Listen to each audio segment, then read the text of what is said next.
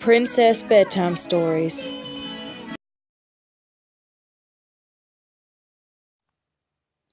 The Princess and the Frog, Tiana's surprise dinner guest.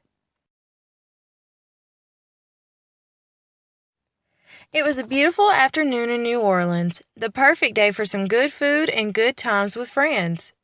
"Charlotte, honey," Big Daddy LaBeouf called out to his daughter, "how about going to Tiana's palace for supper tonight?" "Oh, Daddy, that would be wonderful! Just give me a minute to change."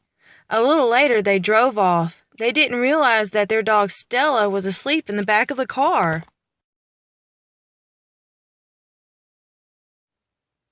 "Big Daddy, Charlotte," Princess Tiana said when her friends arrived, "would you like to sit with my mama and Naveen's parents?"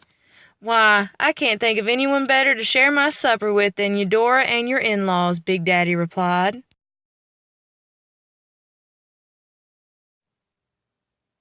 Meanwhile, Stella had woken up. She loved the smell of Tiana's beignets. She followed her nose right into the restaurant's kitchen. "Looky here," shouted one of the cooks. "We have a visitor." "Here you go, puppy. Have some of this gumbo. It's a new recipe." Stella spent a happy evening in the kitchen. While Charlotte and Big Daddy dined to jazz music and talked with their friends, Stella was getting all kinds of treats.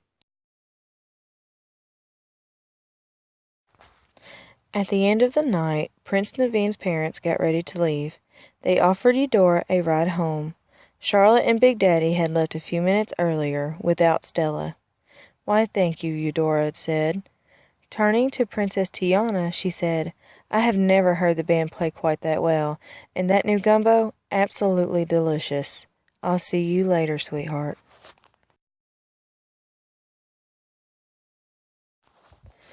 A few minutes later, Louis and the band went to the kitchen for their evening meal. Grr, woof! Stella was terrified of the giant alligator. "Oh, now, hold on, little dog," Louis spoke to Stella. "I'm not here to eat you. I just wanted a taste of the chef's new gumbo." The kitchen staff backed away. Tiana and Naveen heard the commotion. When they went to the kitchen, they saw that both Stella and Louis seemed frightened. "Stella, what are you doing?" Tiana asked. She petted the dog.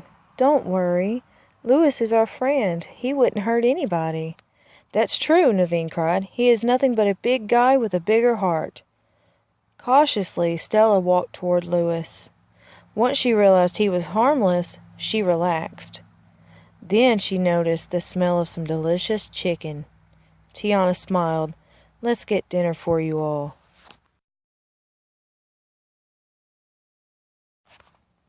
It didn't take long to put together a supper of that evening's leftovers. The staff ate while Prince Naveen played the ukulele. Tiana even made some of her special beignets just for Stella. Before dawn, the prince and princess dropped Stella back at Charlotte's house. No one had even noticed she was missing yet. "Good night, Stella," Princess Tiana said, giving the dog a big hug. "Now that you know how much fun we have at the restaurant, you should come by more often." "Woof, woof," Stella barked. The dog knew she'd return to Tiana's palace the next chance she got.